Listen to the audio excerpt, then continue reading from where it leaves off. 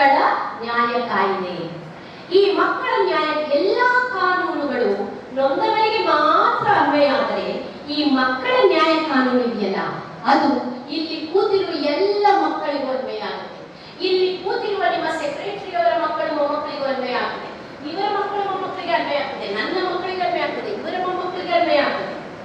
ಇದು ಒಂದೇ ಕಾನೂನು ಸಿರಿವಂತ, ಬಡವ, ನೊಂದವರು, ನೋಯದವರು ಅನ್ನುವ ಯಾವ ವರ್ಗ ಭೇದವಿಲ್ಲದೆ ಪ್ರತಿಯೊಂದು ಮಕ್ಕಳಿಗೂ ಅನ್ವಯ ಆಗುವ ಕಾನೂನು ಮಕ್ಕಳ ನ್ಯಾಯ ಕಾಯ್ದೆ. ಇದರಲ್ಲಿ ಮುಖ್ಯವಾಗಿ 2 ಭಾಗ ಇದೆ. ಮೊದಲನೇ ಭಾಗ ಏನಂದ್ರೆ, ನೀವೆಲ್ಲ ಕೇಳಿರ್ಬೋದು, 18 ಈಗ ಯಾರಾದ್ರೂ ಏನಾದ್ರೂ ಅಪರಾಧ ಮಾಡಿದ್ರೆ ಆ ಅಪರಾಧಿಗಳನ್ನ, ಅಂದ್ರೆ ಆರೋಪಿ ಯಾರಿರ್ತಾರೆ, ಈಗ ಯಾರೋ ಒಬ್ಬ ಕಳ್ಳತನ ಮಾಡ್ತಾನೆ, ಕಳ್ಳ ಸಿಗ್ತಾನೆ, ಅಥವಾ ಯಾರೋ ಒಬ್ಬ ಕೊಲೆ ಮಾಡಿಬಿಡ್ತಾನೆ, ಕೊಲೆಗಾರ ಸಿಗ್ತಾನೆ, ಆಗ ಪೊಲೀಸ್ನವರು ಏನ್ ಮಾಡ್ತಾರೆ, ಅವನು ಹೇಳ್ಕೊಳ್ತಾರೆ, ಜೈಲಿಗೆ ಸೀದಾ ಜೈಲಿಗೆ ಹಾಕಿಬಿಡ್ತಾರ, ಕೋರ್ಟಿಗೆ ಕರ್ಕೊಂಡು ಹೋಗಿ ನ್ಯಾಯಾಧೀಶರ ಮುಂದೆ ನಿಲ್ಲಿಸ್ತಾರೆ ಅಲ್ಲ. ಇದು ಪ್ರೊಸೀಜರ್. ನ್ಯಾಯಾಧೀಶರು ಬರ್ಕೊಡ್ತಾರೆ, 14 ದಿವಸ ಪೊಲೀಸ್ ಸ್ಟೇಷನ್ ಹತ್ರ ಇಟ್ಕೊಳ್ಳಿ, ಆಮೇಲೆ ನಂತರ ಜೈಲಿಗೆ ಹಾಕಿ, ಇವರು ತಪ್ಪು ಮಾಡಿದ್ದಾನೆ, ಇವರು ತಪ್ಪು ಮಾಡಿಲ್ಲ, ಹೀಗೆಲ್ಲ ಕೋರ್ಟ್ ನಲ್ಲಿ ಪ್ರಕ್ರಿಯೆ ನಡೀತದೆ ಅಲ್ಲ. ಹೌದಲ್ಲ? ಅಲ್ಲ ಪುಟ್ಟ, ನೀನು ಹೇಳ್ಬೇಕಲ್ಲ, ಇಲ್ಲ ನನಗೆ ಹೆಂಗ್ ಗೊತ್ತಾಗುತ್ತೆ ನಾ ಹೇಳ್ತಾ ವಿಷಯ ನಿಮ್ಗೆ ಅರ್ಥ ಆಗ್ತದೆ ಅಂತ. ನೀನು ಮುಗ್ಧ ಇಲ್ಲ, 2ನೇ ಒಳ್ಳೆಯದಿತ್ತು ನಾನು ಹೇಳುದು ನಿಮ್ಗೆ ಗೊತ್ತಾಗ್ತದೆ. ಆಯ್ತು, ಇಬ್ರು ನೀನಲ್ಲಿ ನಾನು ಹೇಳ್ತಾ ವಿಷಯ ಗೊತ್ತಾಗ್ತಿದೆ ನಿಮ್ಗೆ, ಅರ್ಥ ಆಗ್ತಿದೆ, ಅಥವಾ ಬರೀ ಇಂಗ್ಲಿಷ್ ಅರ್ಥ ಆಗೋದು ನಿಮ್ಗೆ, Kannada Are you able to understand what I'm saying? Thank you. Please have a seat. ನೋಡಿ, ಮತ್ತೆ ಅವ್ರ ಫೋನ್ ಬಂದ, ಇಂಪಾರ್ಟೆಂಟ್ ಫೋನ್. ನನ್ನ ಮನಸ್ಸೆಲ್ಲ ಅಲ್ಲಿ ಹೋಗುತ್ತೆ. ಈ ದೊಡ್ಡವರ ತಾಪತ್ರಯವೇ ಇದು ಮಗ, ದೊಡ್ಡವರ ಆಗಲೇ ಬೇಕು. ಆಯ್ತಾ? ಇದರಲ್ಲಿ 2 ವಿಷಯಗಳು ಬರ್ತವೆ. ಒಂದು, ಹೀಗೆ ದೊಡ್ಡವರು ಅಪರಾಧ ಮಾಡಿದಾಗ ಅವರನ್ನು ಪೊಲೀಸರು ನ್ಯಾಯಾಧೀಶರ ಮುಂದೆ ನಿಲ್ಲಿಸ್ತಾರೆ. ಅದೇ 18 ವರ್ಷದ ಒಳಗಿನ ಮಕ್ಕಳು ಯಾವುದಾದರೂ ತಪ್ಪು ಮಾಡಿದಾಗ ಅವರನ್ನು ಏನು ಮಾಡ್ತಾರೆ ಹೇಳಿ. Yes, counselling. Okay, good. ಅದು ಆ ಪ್ರಕ್ರಿಯೆಯ, ಅಂದ್ರೆ it's a part of that, one of the parts of the procedure. It's not an entire procedure. Counselling ಅನ್ನುವುದು ಆ ಪ್ರಕ್ರಿಯೆಯ ಒಂದು ಭಾಗ ಅಷ್ಟೇ. ಅದಕ್ಕೆ ಮುನ್ನ ಏನ್ ಮಾಡ್ತಾರೆ ಗೊತ್ತಾ ನಿಮಗೆಲ್ಲ? ಗೊತ್ತಿಲ್ಲ? ಈಗ ಸಪೋಸ್ ಯಾವುದೋ ಒಂದು ಹುಡುಗಿ ಮನೆಯಲ್ಲಿ, ಯಾರದೋ ಮನೆಯಲ್ಲಿ ಕಳ್ಳತನ ಮಾಡಿ ಒಂದು ನೆಕ್ಲೆಸ್ ತೆಗೆದುಕೊಂಡು ಓಡಿ ಹೋಗುತ್ತಾಳೆ, ಅಥವಾ ಯಾವುದೋ ಒಂದು ಹುಡುಗ ಯಾವುದೋ ಒಂದು ಕೌಟುಂಬಿಕ ಜಗಳದಲ್ಲಿ ಅವರ ದೊಡ್ಡಪ್ಪನಿಗೆ ಹೊಡೆದು ಅವರ ಮೂಗು ರಕ್ತ ಬರ್ತಾ ಇದೆ, ಮೂಗು ಕಟ್ಟಾಗಿ ಹೋಗಿದೆ, ಶೂರ್ಪಣಿ ಇರ್ತಾರೆ ಅಲ್ಲ. ಆದ್ರೆ ಶೂರ್ಪಣಿಗೆ ಕಿವಿ ಕೂಡ ಹೋಯ್ತು, ಈ ದೊಡ್ಡಪ್ಪನಿಗೆ ಮೂಗು ಹೋಯ್ತು. ಆಗ ಪೊಲೀಸ್ ಏನ್ ಮಾಡ್ತಾರೆ ಗೊತ್ತಾ? ಆ ಮಗುವನ್ನ, ಅಂದ್ರೆ 18 ವರ್ಷದ ಒಳಗಿನ ಎಲ್ಲವರನ್ನು ನಾವು ಮಗು ಅಂತಾನೆ ಹೇಳೋದು ಕಾನೂನಲ್ಲಿ. ಆ ವ್ಯಕ್ತಿಯನ್ನ ಕರೆದುಕೊಂಡು ಹೋಗಿ ಜುವೆನೈಲ್ ಜಸ್ಟಿಸ್ ಬೋರ್ಡ್, ಅಂದ್ರೆ ಮಕ್ಕಳ ನ್ಯಾಯ ಮಂಡಳಿ ಅಂತ ಇರ್ತದೆ. ಪ್ರತಿ ಜಿಲ್ಲೆಯಲ್ಲೂ ಇರುತ್ತೆ. ಉಡುಪಿ ಜಿಲ್ಲೆಯಲ್ಲೂ ಇದೆ. ನಿಮ್ದು ಕುಂದಾಪುರ ಉಡುಪಿ ಜಿಲ್ಲೆಯ? ಉಡುಪಿ ಜಿಲ್ಲೆಯಲ್ಲೂ ಇದೆ ಜುವೆನೈಲ್ ಜಸ್ಟಿಸ್ ಬೋರ್ಡ್. ಅಲ್ಲಿ 3 ಜನ ಜಡ್ಜ್ಗಳು ಇರ್ತಾರೆ. ಅವರ ಮುಂದೆ ಆ ಮಗುವನ್ನ ಹೇಗೆ ದೊಡ್ಡವರ ಕೋರ್ಟ್ನಲ್ಲಿ ದೊಡ್ಡವರನ್ನ ಕಳಿಸ್ಕೊಡ್ತಾರೋ ಹಾಗೆ ಕಳಿಸ್ಕೊಡ್ತಾರೆ. ನಂತರ ಆ ಮಗುವನ್ನ ವಯಸ್ಸಿಗೆ ಅನುಗುಣವಾಗಿ, ಅಪರಾಧಕ್ಕೆ ಅನುಗುಣವಾಗಿ ಬಾಲಕರ ಬಾಲಮಂದಿರದಲ್ಲಿ ಇಡುವುದು, ಕೌನ್ಸಿಲಿಂಗ್ ಮಾಡುವುದು, ಈ ರೀತಿಯಾದಂತಹ ಪ್ರಕ್ರಿಯೆಗಳು ನಡೆಯುತ್ತೆ. ಈ ಮಕ್ಕಳ ನ್ಯಾಯಮಂಡಳಿ ಇದೆಯಲ್ಲ, ಇದು ಮಕ್ಕಳ ನ್ಯಾಯ ಕಾಯ್ದೆ ಅಡಿಯಲ್ಲಿ ಬರುವ ಒಂದು ಅಂಗ. ನಾನು ಹೇಳಿದೆ ಅಲ್ಲ, ಈ ಕಾಯ್ದೆಗೆ 2 ಅಂಗ ಇದೆ ಅಂತ. ಇದು ಅಪರಾಧ ಮಾಡಿರ್ತಕ್ಕಂಥ, ಥ್ಯಾಂಕ್ ಯು ಸೋ ಮಚ್, ಅಪರಾಧ ಮಾಡಿರ್ತಕ್ಕಂತಹ ಮಕ್ಕಳನ್ನ ಕರೆದುಕೊಂಡು ಹೋಗಿ ನ್ಯಾಯಾಧೀಶರ ಮುಂದೆ ನಿಲ್ಲಿಸುವಂತಹ ಒಂದು ಅಂಗ, that is juvenile justice board, ಅಂದ್ರೆ ಮಕ್ಕಳ ನ್ಯಾಯ ಮಂಡಳಿ. ಇದು 3 ಜನ ನ್ಯಾಯಾಧೀಶರಿಂದ ಆಗಿರುತ್ತೆ. ಆದ್ರೆ ನಮ್ಮಲ್ಲಿ ಬಹುಪಾಲು ಮಕ್ಕಳು ಯಾವುದೇ ತಪ್ಪು ಮಾಡಿಲ್ಲ ಅಲ್ಲ. ಮಕ್ಕಳು ತಪ್ಪು ಮಾಡುವುದಕ್ಕಿಂತ ಬೇರೆಯವರು ಮಾಡುವ ತಪ್ಪಿನಿಂದ ನೋಯುವುದೇ ಜಾಸ್ತಿ ಅಲ್ಲ. ಹೀಗಿರುವಾಗ ಅಂತಹ ಮಕ್ಕಳಿಗೆ ಈ ಕಾಯ್ದೆ ಹೇಗೆ ಅನ್ವಯ ಆಗ್ತದೆ? ಬೆಂಗಳೂರಮ್ಮ ಹೇಳ್ತಲ್ಲ, ಎಲ್ಲ ಅಪ್ಲೈ ಆಗುತ್ತೆ ಎಲ್ಲ ಮಕ್ಕಳಿಗೆ ಅಂತ. ಮತ್ತೆ ಬರೀ ಅಪರಾಧ ಮಾಡಿರೋ ಮಕ್ಕಳಿಗೆ ಅಂದ್ರು, ನಾವೇನು ಅಪರಾಧನೆ ಮಾಡಿಲ್ಲ, ನಮಗೆ ಹೇಗೆ ಅಪ್ಲೈ ಆಗುತ್ತೆ? ಇದರ ಇನ್ನೊಂದು ಅಂಗ ಮಕ್ಕಳ ಕಲ್ಯಾಣ ಸಮಿತಿ ಅಂತ ಇರುತ್ತೆ. ಅದು ಸಹ ಸೇರಿತು 5 ಜನರಿಂದ ಮಾಡಲ್ಪಟ್ಟ ಒಂದು ಮಕ್ಕಳ ನ್ಯಾಯಾಲಯ. ಈ ಮಕ್ಕಳ ನ್ಯಾಯಾಲಯ ಏನಾಗ್ತಿದ್ರೆ ಎಲ್ಲ ಮಕ್ಕಳಿಗೂ ಪೌಷ್ಟಿಕಾಂಶ, ವಿದ್ಯಾಭ್ಯಾಸ, ದೈಹಿಕ ರಕ್ಷಣೆ, ಮಾನಸಿಕ ಮತ್ತು ಭಾವನಾತ್ಮಕ ರಕ್ಷಣೆಯನ್ನ ದೊರಕಿಸಿಕೊಡುವ ನಿಟ್ಟಿನಲ್ಲಿ ಕೆಲಸ ಮಾಡುವುದು. ಬರೀ ತಂದೆ ತಾಯಿ ಇಲ್ಲದೆ ಇರೋ ಮಕ್ಕಳ, ಯಾರು ಗತಿ ಇಲ್ಲದ ಮಕ್ಕಳ ಅಲ್ಲ, ತಂದೆ ತಾಯಿ ಇದ್ದೂ ಸಹ ಮಕ್ಕಳು ಮತ್ತು ತಂದೆ ತಾಯಿಯ ನಡುವೆ ಆಗತಕ್ಕಂತಹ ಯಾವುದೇ ಸಂಘರ್ಷವನ್ನ ಸರಳೀಕರಣಗೊಳಿಸಲು, ಸುಲಭವಾಗಿ ಆ ಸಂಬಂಧ ಸರಿಯಾದ ನಿಟ್ಟಿನಲ್ಲಿ ನಡೆದು ಒಂದು ಮಗುವನ್ನ ವಯಸ್ಕ ಮಾಡಿಕೊಳ್ಳಲು ಏನ್ ಬೇಕೋ ಅದು ಮಾಡಲಿಕ್ಕೆ ಇರುವುದು ಮಕ್ಕಳ ಕಲ್ಯಾಣ ಸಮಿತಿ.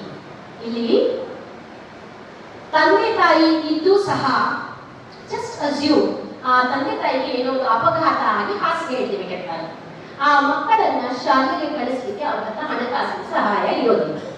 ಅಂತಹ ತಂದೆ ತಾಯಿಗಳು ಅಥವಾ ಕೆಲವೊಮ್ಮೆ ಏನಾಗ್ತದೆ ಅಂದ್ರೆ ತಾಯಿ ಒಬ್ಳು ದುಡಿದಿರ್ತಾಳೆ, 3 ಮಕ್ಕಳು ಇರ್ತಾರೆ, ಅವಳಿಗೆ ಸಾಮರ್ಥ್ಯ ಇರೋದಿಲ್ಲ ನೋಡ್ಕೊಳ್ಳೋಕೆ, ಆರ್ಥಿಕ ಸಾಮರ್ಥ್ಯ.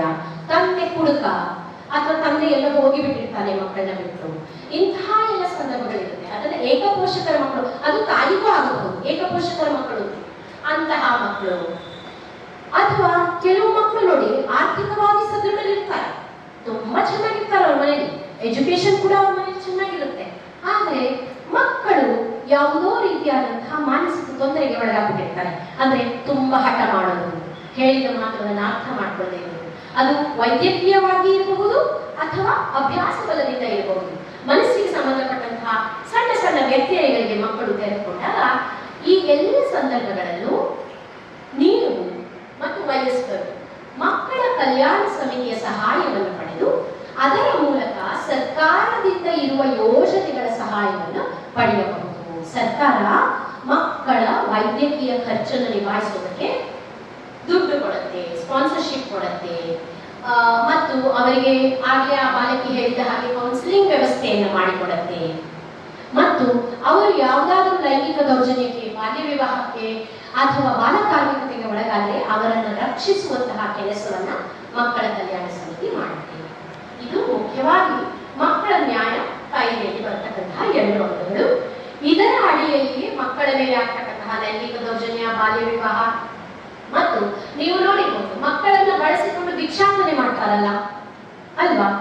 ನೀವು ಸಾಧಾರಣ ಬೆಂಗಳೂರಿನಲ್ಲಿ ಇದು ಹೆಚ್ಚಿದೆ, ಮೆಟ್ರೋ ಸಿಟೀಸ್ ನಲ್ಲಿ ಹೆಚ್ಚಿರ್ತದೆ. ಅಲ್ಲಿ ಸರ್ಕಲ್ಗಳಲ್ಲಿ ಪುಟ್ಟ ಪುಟ್ಟ ಮಕ್ಕಳನ್ನ ಎತ್ಕೊಂಡು ತಾಯಿಯಿಂದ ಭಿಕ್ಷೆ ಬೇಡುವುದು ಅಥವಾ ಮಕ್ಕಳನ್ನೇ ಪುಟ್ಟ ಪುಟ್ಟ ಮಕ್ಕಳನ್ನೇ ಭಿಕ್ಷೆ ಬೇಡಲು ಕಳಿಸೋದು, ಇದೆಲ್ಲ ನಡೆಯುತ್ತೆ. ಇಂತಹ ಅಪರಾಧಗಳನ್ನು ಗುರುತಿಸಿ ಆ ಕಾಯ್ದೆ ಅಡಿಯಲ್ಲಿ ಪನಿಷ್ಮೆಂಟ್ ಅನ್ನು ಕೊಡಲಾಗುತ್ತೆ. ಮತ್ತು ತುಂಬಾ ಮುಖ್ಯವಾಗಿ ಶಾಲೆಗಳಲ್ಲಿ ಅಥವಾ ಮನೆಯಲ್ಲಿ ತಂದೆ ತಾಯಿಯಿಂದ, ಪೋಷಕರಿಂದ, ನೆಂಟರಿಷ್ಟರಿಂದ ಯಾವುದಾದರೂ ಮಗುವಿಗೆ ಮಾನಸಿಕವಾಗಿ, ದೈಹಿಕವಾಗಿ, ಭಾವನಾತ್ಮಕವಾಗಿ ತೊಂದರೆ ಆಗ್ತಿದ್ರೆ, ಮಗು ಅಂದ್ರೆ ನಾ ಹೇಳೋದು ಎಷ್ಟು ವರ್ಷ ವಯಸ್ಸಿನ 18 ವರ್ಷ ತುಂಬದ ವ್ಯಕ್ತಿಗಳೆಲ್ಲರೂ ಮಗು ಕಾನೂನಿನ ಕಣ್ಣಲ್ಲಿ. ನೀವೆಲ್ಲರೂ 500 ಜನ, 400 ಜನ, 1000 ಜನ ಇದ್ದೀರಲ್ಲ, ನೀವೆಲ್ಲರೂ ಮಕ್ಕಳು. ನೀವೆಲ್ಲರೂ ವೈಯಕ್ತಿಕವಾಗಿ ಮಾತನಾಡಿಸಿದಾಗ ನೀವೆಲ್ಲರೂ ಮಗು. ಅದು 10ನೇ ಕ್ಲಾಸಿನ ಮಗು ಇರ್ಬೋದು, 1ನೇ ತರಗತಿ ಮಗು ಇರ್ಬೋದು, 18 ವರ್ಷ ತುಂಬದವರೆಲ್ಲರೂ ಮಗು ಇರ್ತಾರೆ. ಇಂತಹ ವ್ಯಕ್ತಿಗಳು ನಿಮಗೆ ಆಗ್ತಾ ಇರೋ ತೊಂದರೆಯನ್ನ ಮಕ್ಕಳ ಕಲ್ಯಾಣ ಸಮಿತಿಗೆ ನೇರವಾಗಿ ಹೋಗಿ ಹೇಳಿಕೊಳ್ಳಬಹುದು. ನಿಮಗೆ ರಸ್ತೆಯಲ್ಲಿ ಯಾವುದೋ ಹುಡುಗ ಚುಡಾಯಿಸಿದರೆ, ನಿಮಗೆ ಯಾವುದೋ ಹುಡುಗಿಯಿಂದ ತೊಂದರೆ ಆಗುತ್ತಿದ್ದರೆ ಎಲ್ಲರೂ ಸಹ ಮಕ್ಕಳ ಕಲ್ಯಾಣ ಸಮಿತಿಗೆ ನೇರವಾಗಿ ಹೋಗಿ ಗುಟ್ಟಾಗಿ, ಅಂದರೆ ನೀವು ಯಾರು ಹೇಳ್ತಿದ್ದೀರಾ ಅನ್ನೋದನ್ನ ನಾವು ಯಾರು ಹೇಳಬಾರ್ದು, ಬೇರೆಯವರಿಗೆ ಹೇಳಬಾರ್ದು. ನಿನ್ನ ಹೆಸರು ಗೊತ್ತಾಯಿ? ಕೀರ್ತನ. ವಾ, ಎಷ್ಟು ಒಳ್ಳೆ ಹೆಸರು. ಕೀರ್ತನೆಗೆ ಈಗ ಏನೋ ತೊಂದರೆ ಆಗಿದೆ, ಕೀರ್ತನ ಬಂದು ಅವರ ಶಾಲೆಯ ಟೀಚರು ಅವಳಿಗೆ ಏನೋ ತೊಂದರೆ ಕೊಡುವ ವಿಷಯವನ್ನ ನನಗೆ ಬಂದು ಹೇಳ್ತಾರೆ. ನಾನು ಮಕ್ಕಳ ಕಲ್ಯಾಣ ಸಮಿತಿಯಾಗಿ ಕೀರ್ತನನ ಹೆಸರನ್ನ ಬಹಿರಂಗ ಪಡಿಸದೆ ನಾನು ಕೀರ್ತನನ ಶಾಲೆಗೆ ಬಂದು ಎನ್ಕ್ವೈರಿ ಮಾಡಿ ಅವಳ ತೊಂದರೆಯನ್ನು ನಿವಾರಿಸುವಂತಹ ಅಧಿಕಾರ ವ್ಯಾಪ್ತಿ ನನಗೆ ಇದೆ. ಹಾಗಾಗಿ ದಯವಿಟ್ಟು, ಅಯ್ಯೋ ನನ್ನ ಮನೆಯಲ್ಲಿ ನನ್ನ ತಂದೆ ನನಗೆ ತೊಂದರೆ ಕೊಡ್ತಿದ್ದಾರೆ, ಅದನ್ನ ನಾನು ಹೇಳಿಬಿಟ್ರೆ ಅವರು ಬಂದು ನಮ್ಮ ತಂದೆಯನ್ನು, ನಿಮ್ಮ ಮಗಳಿಗೆ ತೊಂದರೆ ಕೊಡ್ತಾ ಇದ್ದೀರ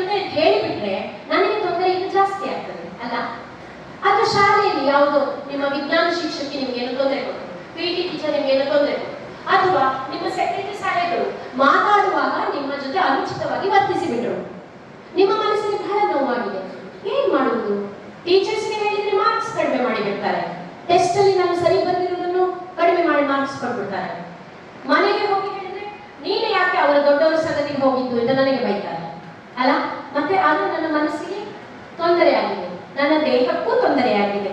ಹೀಗಿರುವಾಗ ನಾನು ಯಾರನ್ನು ಸಂಪರ್ಕಿಸುವುದು? ಮಕ್ಕಳ ಕಲ್ಯಾಣ ಸಮಿತಿಯನ್ನ ನೀವು ನೇರವಾಗಿ ಸಂಪರ್ಕಿಸಬಹುದು.